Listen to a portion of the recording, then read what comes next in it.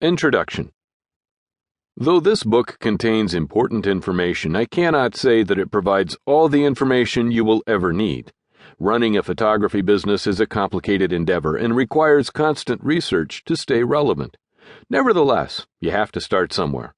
That being said, you might be reading this for several reasons.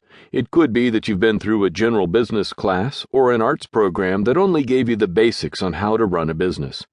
Or the arts could be a new thing for you, and you want more specific information on how to run a photographic business. Or finally, you might already have a photo business and want to move it from just a storefront to an online business. These are all situations in which reading this book will help.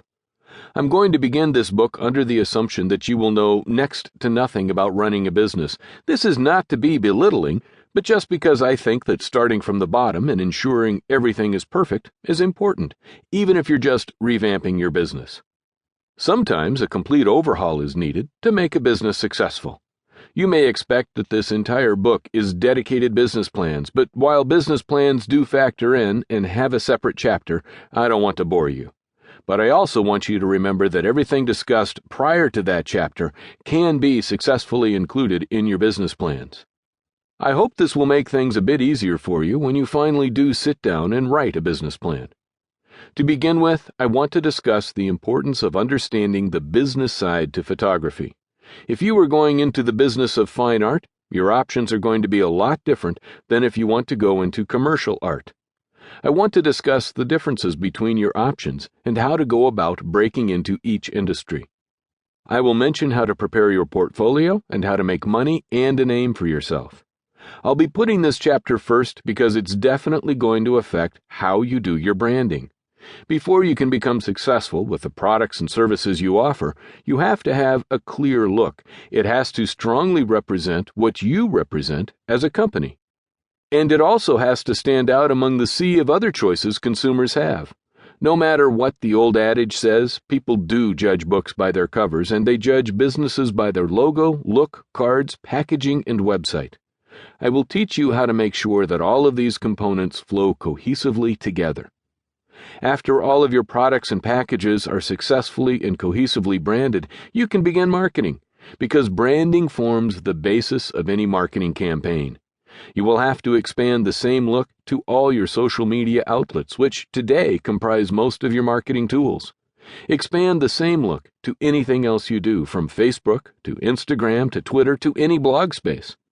I will talk about having an online presence today is absolutely necessary, as well as realizing the importance and charm of paper takeaways and mailing cards.